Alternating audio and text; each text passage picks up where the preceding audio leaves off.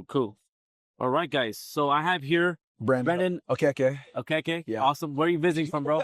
I'm from Houston, Texas, but I'm visiting from the University of Chicago. Awesome. Welcome. And you're a PGY 1 going into PGY year 2. Mm-hmm. First year you survived it, man. Yeah. You did it. It's going well. You made it. Well. First year was hard, man. I don't know how it was for you, but it was the hardest year for residency, for me. So congratulations. Thank you. So what's going on? What's got you thinking about locums? Well, just because you see the nature of the work and everything, and just looking at opportunities that you can have. And I feel like there's always one way we've been taught to how and go and do medicine. Yeah. And then you go and see that there's different ways to do medicine, and there's ways to take control and live the life that you want to live. And really, I got into that because my roommate who's in anesthesia, he's been that's his whole thing, right? Anesthesia is making good money doing locums. Is he a resident? Or he's a resident also, yes. Yeah. So he kind of got me into that. He's like, bro, you need to look into locums and doing all some of this stuff. And I was like, okay, tell me more about that. And then he actually sent me some stuff from y'all guys' account. And I was like, okay. Oh, and that's how I kind of got into it. And I looked and I just saw the initial story. And like I was mentioning before, just being very hungry. And I feel like it's for the people who are hungry and the people who want to go and eat. And be independent. Yeah. And in my life, so you're the type of guy you want to be just go out there, stack your chips, and then be in control and be able to leverage that that energy that you have early on to build yourself into a place where you don't have to work for the next 30 years. Yeah. I can do whatever I want to do, I always say, I'm only going to pass through this way once, right?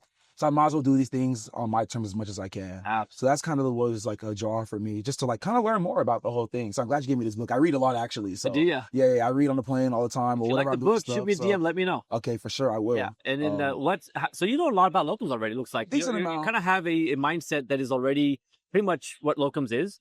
How did you come to that? Was it just kind of watching stuff on YouTube, Facebook, like that? I feel as of late, it's been more of that. Okay. But I think it's when I was in med school, it's an idea that someone broached on me. I had talked to one of the emergency physicians, and she's working at our site, and she was making upwards of $400 an hour. She's working 12-hour shifts. So she was a locum. Yeah. And she was the money is, and she actually cared a lot about education, but she was able to still come and she would see the students and the residents that were hungry. So she could still get that passion that she wanted to do while still making the money she wanted, working off paying all her loans and everything. Awesome. So I was like, okay, I should take a look into this myself. And that's kind of how I'm here with you right now today. That's awesome, man. And then we have a resident or a recently graduated resident. He's been about a year or 2 years out now. Mm-hmm. The first part of this year, he's made about $300K in 4 months as a locum. Yeah. He's working like a resident. Okay. Right? Because what you could do is, we've had several docs who've done this. In the first year, they'll work like a resident, made up to $1 million. Yep. So what you do is you pay off your taxes. Sorry, your student debt. Mm-hmm. All of it's paid off. My friend bought my cousin actually. He bought his house on cash. So now he has no debt. I mean, instead of paying it off in over 30 years or 20 years and having to basically pay another house payment. Paid it off in 1 year. You kind of broke that chain off his leg. You know what I mean? Look, now you can do whatever you want. Exactly. You can work 4 or 5 shifts 1 month. You can work 10 another. You can work 0 in 1 month. Mm-hmm. I took 1 month off in March. I'm taking another month off in June. I'm taking another month off in December. Yeah, and guess that's so much freedom. How did I have to ask someone for permission? Absolutely not. No. And that's also a dream to emergency medicine too. Yeah, it's your life. Your life. You control it, bro. We work too hard to get here to have someone else control how we live. Yeah. No, I'm doing me. And I'm still working. Yeah. Guess what? I'm still working. Right? But it's going to be on my terms. So the way that you're thinking is exactly how locums is specifically designed to enhance your, I think, longevity in your career. Because when you start living on your own terms, there's less burnout. Yes. You feel you have more autonomy, right? You're more in control.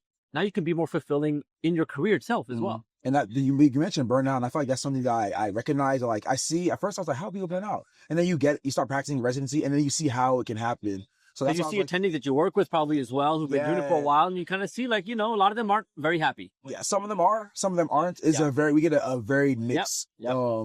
Some people want to be in academics versus community versus that, and part of the fact that they're in academics might be a reason why they're a bit burnt out. Yeah. For some, that's also why they aren't. So it kind of depends. Yeah, your disposition is So you figure out what makes sense for you, and that's what I'm kind of in the process of doing. But I'm open to trying a lot of different things. But I feel like it makes sense to go and do something. If I'm doing a 3-year program. I'm 20. I just turned 27. I feel like you're a young buck, dude. Yeah, you got, I don't have loans right now, so it's I have options. I feel like the sky is the limit. So that's awesome, man. That's my plan. I remember another doctor I had met when I was training, and he retired at 50, And that was his plan. And he's like, yeah, what did he do? He worked hard. The whole point is like, you can build a lot of capital to put into other things, and you can escape medicine. You want to front load. Yeah. Because the most energy that you have is in your earlier years.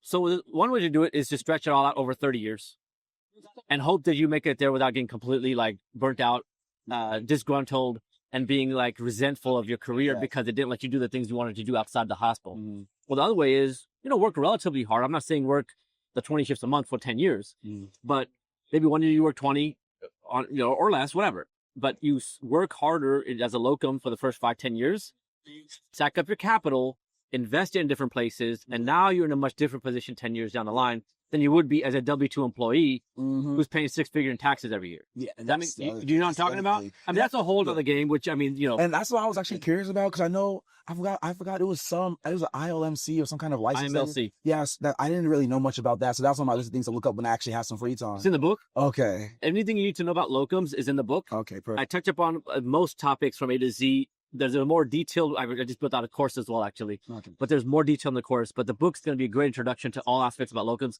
IMLC, real quick, is a interstate medical licensure compact.